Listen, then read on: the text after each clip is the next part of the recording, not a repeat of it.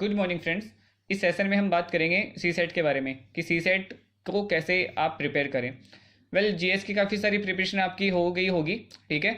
और काफ़ी सारी इंक्वायरीज मेरे पास में आ रही है सी सेट के बारे में कि सर सी सेट को हमें कैसे प्रिपेयर करना है, कब प्रिपेयर करना है, क्योंकि सी सेट का क्या बड़ा खौफ है लोगों में, ठीक है। जो नॉन मैथ्स बैकग्राउंड के उनमें तो ऐसे बिल्कुल एक खौफ ही है कि यार सी सेट कवर होगा या नहीं होगा। जीएस को तो हम जैसे तैसे करके देख लेंगे, बट सी सेट के बारे में क्या करें। यहाँ पे सारी बात करने वाले हैं सी सेट के बारे में। आपको कब तैयार करना है, ठीक है, आप इसको कब तो तैयार करें और इसको कैसे तैयार करें, हाउ और व्हेन के बारे में बात करेंगे। क्या अपनी स्ट्रेटेजी होनी चाहिए जिससे हमारा सी सेट क्या क्वालिफाई हो जाए, ओके। क्योंकि ये क्वालिफाई नेचर का है, लेकिन इसकी इंपॉर्टेंस भी बहुत ज़्यादा है। क्योंकि अगर आपका सी सेट नहीं हुआ तो फिर आप क्या करोगे, जीएस में तो पहुंच ही नहीं पाओगे, तो आप प्रीलिम्स पास नहीं कर पाओगे अगर सी सेट क्वालिफाई नहीं किया तो। अब इसको ज़्यादा टाइम भी नहीं दे सकते क्योंकि सिर्फ क्वालिफाइड पेपर है।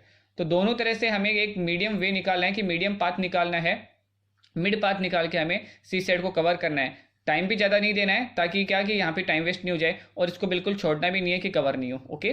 तो सारी बातें करेंगे हम सी सेट के बारे में इस सेशन में। अगर काम के प्रति अगर डेडिकेशन हो तो डेफिनेटली आप क्या करोगे, एक हिस्टोरिकल वर्क करोगे। अगर डेडिकेशन है आपकी स्टडी में तो डेफिनेटली आपको सक्सेस मिलेगी और एक हिस्टोरिकल सक्सेस मिलेगी, ठीक है। Thanks for watching. लाइक जरूर से करें आप यहाँ पे, और आप कमेंट सेक्शन में हमसे आपकी कोई इंक्वायरीज हैं वो आप और पूछ सकते हैं। अगर आपके कोई डाउट्स हैं तो हमें कमेंट सेक्शन में पूछ सकते हैं, ओके। क्या बात करेंगे देखो इस सेशन में हम सबसे पहले कि सी सेट क्या है। जो फ्रेशर्स हैं उनको अभी ये भी नहीं पता यार सी सेट क्या चीज़ होती है, ठीक है। तो सी सेट क्या है, प्रिपरेशन कैसे करेंगे हम सी सेट की, और कब करें, कैसे करें और कब करें, हाउ और व्हेन, इन चीज़ों के बारे में बात करेंगे कि कब करनी है, कौन से पार्ट पर फोकस करना है। देखो सी सेट क्या है, क्वालिफाई नेचर का है, ठीक है, और इसमें दो पार्ट्स हैं, तो हमें कौन से पार्ट पे ज़्यादा फोकस करना पड़ेगा ये देखेंगे। क्योंकि ऐसा भी नहीं कि हम इसको ज़्यादा टाइम दे दें और हमारा जीएस वाला पोर्शन रह जाए, और ऐसे भी नहीं होना चाहिए कि टाइम नहीं दें। मैथ्स कितना ज़रूरी है, सबसे बड़ा जो क्वेश्चन है वो यही है कि सर मैथ्स नहीं आती है, हम नॉन मैथ्स बैकग्राउंड के हैं, तो हमें सी सेट कैसे होएगा, या हम प्रिपरेशन करें या नहीं करें। इवन ये क्वेश्चन और हो जाता है कि हमें यूपीएससी की प्रिपरेशन करनी चाहिए या नहीं करनी चाहिए, हमें मैथ्स बिल्कुल नहीं आती। इसके बारे में बात करेंगे। कंपेरिजन्स की प्रैक्टिस कैसे करें, ठीक है, इनका भी काफ़ी रोल है।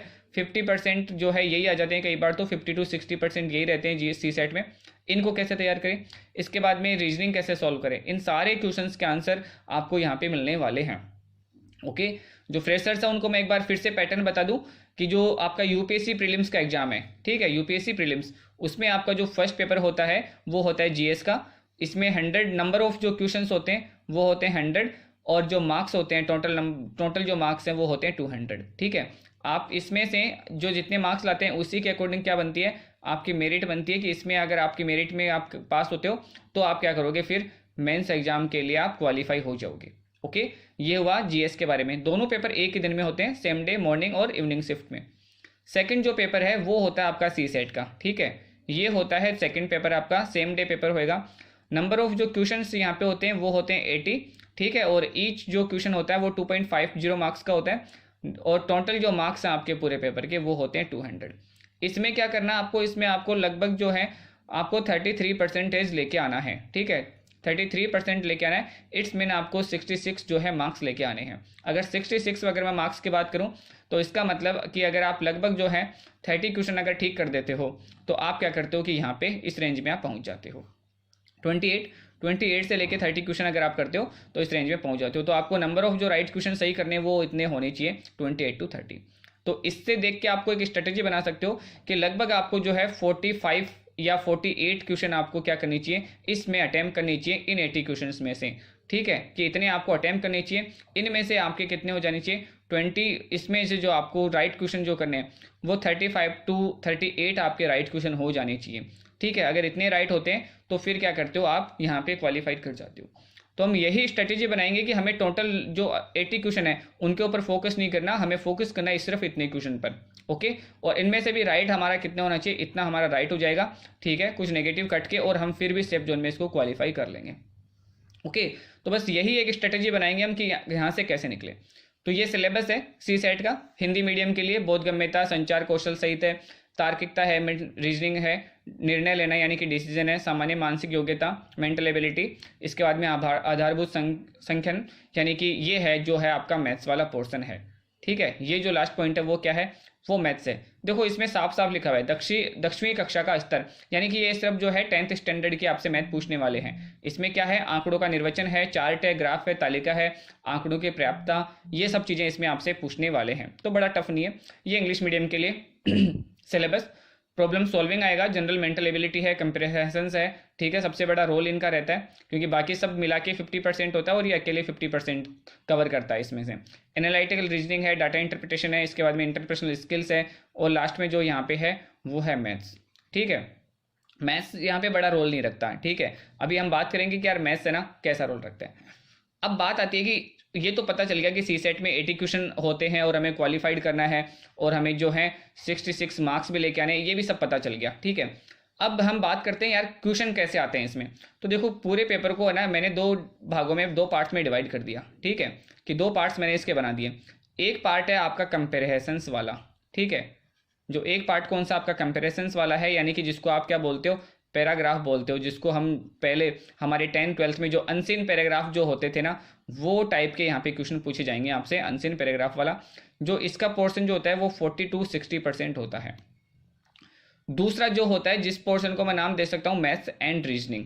ठीक है, ये क्या है, ये है मैथ्स एंड रीजनिंग, जिसका पोर्शन कितना होता है 40-60% इसका होता है। ठीक है, 50-50 आप मान सकते हो, लेकिन कई बार क्या होता है कि इधर ज़्यादा हो जाता है तो कई बार इधर ज़्यादा होता है। तो वो कहाँ तक हो सकता है, 40-60 होता है, इट्स मीन कि 40% तो होता है। यहाँ से एक बात तो पता चल गई कि हमें दोनों पोर्शन कवर करने होंगे। ठीक है, किसी एक को कवर करके हम अगर चले जाएं तो वहाँ पे मुश्किल हो सकता है, क्योंकि मान लीजिए अनसीन पैराग्राफ जो कंपेरिजन है वो ओनली 40% आ जाता है। ठीक है, और हम इसमें से क्या करते हैं कि 30% सही कर पाते हैं, तो वहाँ पे मुश्किल में चले जाते हैं। तो क्या करना है आपको, हाफ हाफ, फुल नहीं लेकिन हाफ हाफ आपको क्या करना है, दोनों को आपको तैयार करके जाना है, जो एक सही एक तरीका होगा सी सेट को प्रिपरेशन करने का। ओके, देखो इस पोर्शन की हम बात करते हैं, और सबसे पहले हम बात करते हैं मैथ्स कितना जरूरी है। ठीक है, सबसे ज़्यादा बड़ा डाउट तो यही है, क्वेश्चन तो यही है कि मैथ्स कितना जरूरी है और क्या मैथ्स पढ़ सकते हैं क्या। तो मैथ्स कितना जरूरी है, तो मैथ्स देखो जरूरी इतना ही है कि 6 to जो है 10 क्वेश्चन या फिर 12 क्वेश्चन मैक्सिमम है। ठीक है, कि 6 से क्वेश्चन शुरू होते हैं मैथ्स के, और 10 कई बार 8 भी आ सकते हैं, यहाँ पे 9 भी हो सकता है, 10 भी हो सकते हैं, इससे ज़्यादा क्वेश्चन मैथ्स के नहीं आते। ठीक है, जिनमें से 6 अगर मान लीजिए कि अगर 10 क्वेश्चन आते हैं तो इनमें से क्या होता है, 6 जो क्वेश्चन होते हैं वो इन्हीं पोर्शन से रिलेटेड होते हैं। Average, percentage, ratio, interest, time and work, area, profit and loss, ये सारे टॉपिक वो हैं जो हमने 10th स्टैंडर्ड में पढ़े या फिर हम डेली हमारी रूटीन लाइफ में काम में भी लेते हैं। ठीक है ना, जैसे एवरेज है तो एवरेज भी हम डेली रूटीन लाइफ में काम में लेते हैं, परसेंटेज हम बहुत ज़्यादा यूज लेते हैं, रेशो है, इंटरेस्ट है, ये सारी चीज़ें वो हैं जो हम क्या करते हैं डेली रूटीन में हमारे काम में लेते हैं, और इनको क्या कर सकते हैं हम बहुत कम तैयारी के साथ में इनको फिर से एक बार तैयार कर सकते हैं। इसमें क्या होता है, इसमें सिर्फ जो होती है एक बेसिक कैलकुलेशन होती है। ठीक है, और बहुत ज़्यादा फॉर्मूलेज भी नहीं है, रेशो में परसेंटेज में एक फॉर्मूले हैं, तो यहाँ से कवर कर सकते हैं। तो आपको क्या करना है, बाकी के सारे को जो नॉन मैथ्स हैं सिर्फ उन्हीं के लिए ये, वो सिर्फ इन्हीं टॉपिक्स को पढ़ें, average, percentage, ratio, interest, time and work. ये थोड़ा सा टफ है, आप इसको ड्रॉप भी कर सकते हैं, जिसको बिल्कुल समझ में नहीं थी मैथ वो इसको ड्रॉप कर सकता है, जिसको थोड़ा बहुत लगता है कि हाँ कर सकता हूँ वो इसको कर सकता है। बाकी टाइम एंड वर्क को भी आप छोड़ सकते हो। एरिया अगर आप कर लेते हो तो अच्छी बात है, नहीं करते हो तो भी कोई बात नहीं। और प्रॉफिट एंड लॉस, ये जो है 5 टॉपिक तो बहुत इंपॉर्टेंट है, average, percentage, ratio, interest, profit and loss. इसके बाद में आप चाहो तो इन दोनों टॉपिक पे भी क्या कर सकते हो, फोकस कर सकते हो, टाइम एंड वर्क और एरिया के ऊपर। ठीक है, ये है ओनली मैथ्स, और ये टॉपिक्स जो हैं इजी हैं, इनको आपको करके ही जाना है, और इनको एक एक दिन में आप, जैसे एक दिन आपने अगर 2 घंटे अगर एवरेज के क्वेश्चन सॉल्व किए तो आप एवरेज कर पाओगे। ऐसे करके ये जो टोटल है वो 5 डेज का काम है। ठीक है, कि आपको 5 डेज सिर्फ कितने घंटे देने, 2 घंटे देने या फिर आप 3 मान लीजिए, और क्या करना है, सिर्फ प्रैक्टिस करनी है, क्वेश्चन सॉल्व करने हैं, और इसके लिए कुछ स्पेशल कुछ नहीं पढ़ना, बस क्वेश्चन प्रैक्टिस करना है। देखो इसके लिए मैथ्स के लिए जो आपको ज़्यादातर लोगों ने बुक सजेस्ट की होगी वो आपको की होगी RS अग्रवाल। ठीक है, कि बहुत सारे लोगों ने यही सजेस्ट किया होगा, यही ले भी ली होगी, ये बुक आप बिल्कुल मत लेना। ठीक है, मैं तो इसके ऊपर बिल्कुल क्रॉस लगाता हूँ। ये जो बुक है वो SSC के लिए, SSC के मैथ्स बहुत स्टैंडर्ड मैथ होती है। ठीक है, बहुत ज़्यादा क्वेश्चन होते हैं, आपको क्वेश्चन समझ में नहीं आएगा। अगर आपने RS अग्रवाल से अगर शुरू कर दिया मैथ्स पढ़ना तो आपको लगेगा कि आपका मैथ्स तो कभी नहीं हो पाएगा। ठीक है, ये किसके लिए है, ये मैं उनके लिए कह रहा हूँ जो नॉन मैथ्स बैकग्राउंड वाले हैं। जिनका मैथ्स बैकग्राउंड है उनको तो समझ में आ जाएगा, लेकिन जिनका नॉन मैथ्स है उनको RS अग्रवाल से कभी समझ में नहीं आएगा। तो अब आप क्या करें, आपको सिर्फ NCERTs लेनी है, 6 to जो 10 NCERTs हैं वो ले लीजिए, और ये जो इनसे रिलेटेड जितने क्वेश्चन आप उनको सॉल्व करने की कोशिश करिएगा, बहुत इजी वे में उनको समझाया गया है। या फिर अगर आप इतनी सारी NCERT नहीं लेते हैं तो कोई भी एक बुक ले लेना, ठीक है, मैथ्स की कोई भी बुक जिसमें आप ये टॉपिक्स हों, जिसके सिलेबस में क्या हो ये टॉपिक समझाए गए हों। लेकिन RS अग्रवाल आपको बिल्कुल नहीं लेनी है, वो SSC के लिए है, ठीक है, और SSC का लेवल जो है मैथ्स का बहुत हाई लेवल होता है। ओके, तो मैथ से डरने की बिल्कुल जरूरत नहीं है। क्यों जरूरत नहीं है? क्योंकि यहाँ पे 6 to सिर्फ 10 क्वेश्चंस आते हैं, जिनमें से लगभग जो है 80% जो क्वेश्चन होते हैं वो इन्हीं 5 जो टॉपिक से होते हैं। तो इन 5 टॉपिक को कोई भी कवर कर सकता है, सिर्फ 5 डेज की बात है, ये कवर हो जाएंगे। ओके, नेक्स्ट हम बात करते हैं कंपेरिजन्स की, ठीक है। अब इनको कैसे सोल्व किया जाए, क्योंकि ये भी एक बड़ी परेशानी है कंपेरिजन्स, और ठीक है, और ये आते कितने 42 जो है 60% जो क्वेश्चन है यहाँ से आते हैं, तो इनका भी बड़ा रोल है।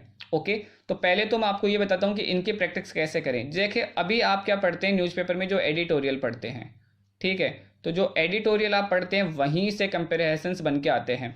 आजकल एक ट्रेंड चल पड़ा कि या तो देखो किस पे आएगा, एनवायरनमेंट के ऊपर, ठीक है, जो करंट में आता है, या फिर इकोलॉजी, एनवायरनमेंट, और इसके बाद में इकोनॉमिक्स, ठीक है, इन्हीं के ऊपर, या फिर जो है डेमोक्रेसी से रिलेटेड कुछ पॉलिटिकल इश्यूज हैं, ठीक है, इन्हीं से रिलेटेड क्या होते हैं, कंपेरिजन्स आते हैं। और ये कहाँ पे मिलेंगे आपको? ये सारे आपको मिलेंगे एडिटोरियल में। आप न्यूज़पेपर का एडिटोरियल, कोई भी, आप अगर हिंदी मीडियम है तो हिंदी न्यूज़पेपर पढ़े, इंग्लिश मीडियम है तो इंग्लिश न्यूज़पेपर पढ़े, एडिटोरियल में से ही सारे कंपेरिजन्स जो हैं आपको मिल जाएंगे।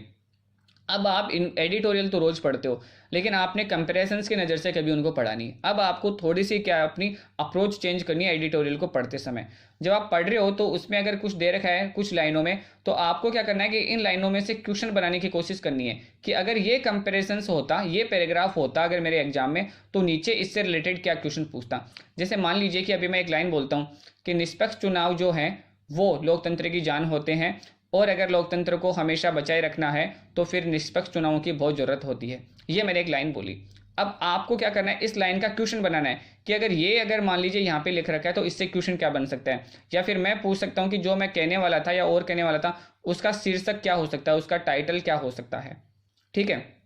इस तरह से क्वेश्चन बनाने की कोशिश करें तो आपका कंपेरिजन्स तो क्या हो जाएगा, डेली जो आप न्यूज़पेपर पढ़ रहे हैं उसी से कवर हो जाएगा। इसके अलावा क्या करना है, CSAT के लिए प्रैक्टिस बुक आती है बहुत सारी, आपको वो प्रैक्टिस बुक लेनी है और आपको कंपेरिजन्स क्या करने हैं, डेली सॉल्व करने हैं।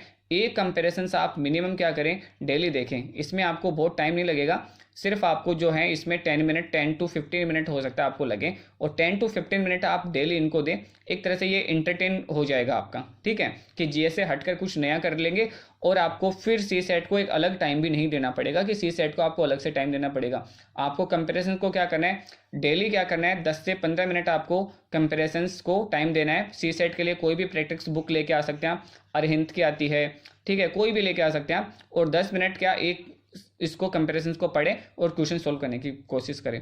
एग्जाम के लिए मैं आपको एक चीज़ बताता हूँ कि कंपेरिजन्स, मान लीजिए कोई इतना बड़ा कंपेरिजन्स है, ठीक है, इसमें से जो क्वेश्चन पूछा है वो एक ही पूछा है, तो आप इस पर क्रॉस मार सकते हैं, क्योंकि इतना बड़ा पढ़ने के बाद में आपको क्वेश्चन कितना मिलेगा, एक मिलेगा। इससे अच्छा मान लीजिए कि कोई और कंपेरिजन मिलता है जो इसके मुकाबले थोड़ा छोटा है, और वहाँ पे नंबर ऑफ क्वेश्चन जो कितने वो आपको 3 मिलते हैं, तो आप क्या करो, इसको अटेम्प्ट करने की कोशिश करो, ठीक है। क्योंकि इसको पूरे को पढ़ने के बाद में अगर आपको नहीं आया तो यहाँ पे क्या हुआ, आपका 2 मिनट जो है वेस्ट हो गया। लेकिन इसको पढ़ने के बाद में अगर 3 में से आपका 1 या 2 क्वेश्चन भी बनते हैं तो भी आपका क्या हो जाएगा, वो टाइम क्या जाएगा, आपका यूज आ जाएगा। तो इस तरह से आपको क्या करना है, कंपेरिजन को सॉल्व करने की कोशिश करनी है। ओके, लाइक दैट कि देखो ये कंपेरिजन है, इसमें ये 2018 का जो है पेपर है CSAT वाला, जिसमें मैंने एक ही लिया है यहाँ पे, जलवायु परिवर्तन का निवारण। तो देखो ये है क्लाइमेट से रिलेटेड है, ऐसे आर्टिकल्स आपको बहुत देखने को मिल जाते हैं। अब रीजनिंग के लिए देखो आपको क्या करना है, रीजनिंग के लिए देखो इस तरह के क्वेश्चंस की प्रैक्टिस आपको सबसे ज़्यादा करनी है जिसमें नंबर ऑफ क्वेश्चंस ज़्यादा हों। जैसे इसमें देखो कितने सारे क्वेश्चन है, 43, 44, 45, इसके बाद में तो नंबर ऑफ क्वेश्चंस इस क्वेश्चन से कितने सारे आंसर देने हैं, आपको 5 आंसर देने हैं। तो अगर आपको इसको सॉल्व करने में, ठीक है, मान लीजिए कि 10 मिनट भी अगर लग जाते हैं तो भी आपको क्या मिल जाएगा, 10 मिनट में आपको 5 क्वेश्चन आपके सॉल्व हो जाएंगे। क्योंकि अगर एक भी क्वेश्चन इनमें अगर सही होता है तो फिर सारे के सारे क्वेश्चन सही होने के चांसेस ज़्यादा रहते हैं। तो इस तरीके के जो क्वेश्चंस हैं उनके ऊपर आप ज़्यादा फोकस करें, इनके आप ज़्यादा प्रैक्टिस करें, जहाँ पे नंबर ऑफ क्वेश्चंस ज़्यादा होते हैं। एक ही जो है आपको दिया जाता है, एक आपको सिचुएशन दी है, उसमें से नंबर ऑफ क्वेश्चंस आपसे ज़्यादा पूछते हैं। ओके तो आप इसको भी ज़्यादा से ज़्यादा सॉल्व करने की कोशिश करें, जिससे आपका क्या होगा कि क्वेश्चन ज़्यादा से ज़्यादा बनने के आपके चांसेस रहेंगे। तो ये हुआ कि कंपैरिजंस को आपको रोज़ प्रैक्टिस करना है न्यूज़पेपर से, और आपको क्या करना है, सी सेट का एक प्रैक्टिस बुक लेके आना है जहाँ से ही सॉल्व करना है। इसके अलावा आपको रीजनिंग के लिए क्या करना है कि रीजनिंग के लिए कोई भी आप बुक ला सकते हो जिसमें है वर्बल रीजनिंग हो। ओके जो आपके टॉपिक्स हैं, जो आपके टॉपिक्स यहाँ पे कवर करते हैं वो आप लेके आएँ। रोज आपको प्रैक्टिस करनी है, लेकिन रीजनिंग की आपको प्रैक्टिस करनी है जब आपके पास में लास्ट में 3 मंथ्स हो, तब आपको रीजनिंग की प्रैक्टिस करनी है, अभी नहीं करनी है। अभी आपको जो प्रैक्टिस करनी है सी सेट के लिए वो कंपेरिजन्स की करनी है, ओके पैराग्राफ्स की करनी है। लास्ट में जब आपको लगे कि अब मेरे पास में 3 महीने हैं, ठीक है, यानी कि मैं कहूँ कि आपका मार्च से आपको सी सेट की जो है रेस्ट ऑफ जो है पोर्शन की आपको तैयारी करना शुरू करना है, जिससे क्या हो जाएगा कि आप जो फॉर्मूलेज रीजनिंग के होते हैं और जो फॉर्मूलेज मैथ्स के होते हैं वो आपको रिसेंटली याद रहेंगे, और यहाँ पे आपके पास में 90 डेज रहेंगे, ठीक है। मैथ्स के बारे में अगर मैं कहूँ कि मैथ्स के बारे में तो मैंने कहा कि यहाँ पे आपको 5 दिन देने हैं ओनली, और वो भी कितने घंटे देने हैं, 2 से 3 घंटे देने हैं। इसी तरह से आपको यहाँ पे क्या करना है, रीजनिंग को जो है आप 15 डेज आप दे सकते हैं, रीजनिंग को 15 डेज में आप क्या कर सकते हैं, 2 या 3 घंटे में कवर कर सकते हैं, जहाँ से ये क्वेश्चन बन सकते हैं। तो इस तरह से जो है सी सेट की आपकी तैयारी जो है 20 दिन में हो सकती है, इसके लिए ज़्यादा कुछ करने की जरूरत नहीं है। लेकिन फिर भी अगर आप क्या करते हैं कि 90 डेज पहले अगर स्टडी शुरू कर देते हैं सी सेट की, तो आपको यहाँ पे ज़्यादा से ज़्यादा क्या करना है, पेपर सॉल्व करने हैं सी सेट के, जिनसे आपकी ये जो है प्रैक्टिस में आ जाएगा। तो सी सेट से डरने की बिल्कुल ज़रूरत नहीं है, बहुत इजी तरीका है सी सेट को निकालने का, और वो क्या है, वो है प्रैक्टिस। और यहाँ पे एक चीज़ ध्यान दे लीजिए, आप फिर से मैं बताता हूँ कि 80 क्वेश्चन हैं आपके पास में, जिनमें से आपको जो अटेम्प्ट क्वेश्चन करने हैं वो 45 के नियर करने हैं, ठीक है। इनसे आप 42 कर सकते हो या फिर 47 कर सकते हो, और यहाँ पे इनमें से भी आपको जो है कुछ आपके क्वेश्चन रॉन्ग होके, और राइट कितना करना है आपको, 35 से 38 क्वेश्चन ही आपको राइट करने हैं। तो सी सेट को ज़्यादा टाइम देने की ज़रूरत नहीं है, लेकिन इसको छोड़ने की भी ज़रूरत नहीं है। इसलिए लास्ट के जो 90 डेज होंगे आपके पास में एग्जाम से पहले, यानी कि मार्च के बाद में आपको सी सेट फोकस स्टडी करनी है, जिसमें आपको कंपेरिजन्स तो आप अभी भी आज से ही स्टडी शुरू कर दें एडिटोरियल की, और मैथ्स और रीजनिंग के लिए मैं पहले ही बता चुका हूँ, ओके। फिर भी कोई डाउट है तो आप मेरे को कमेंट सेक्शन में बिल्कुल है ना पूछ सकते हैं। थैंक यू, खुश रहिए।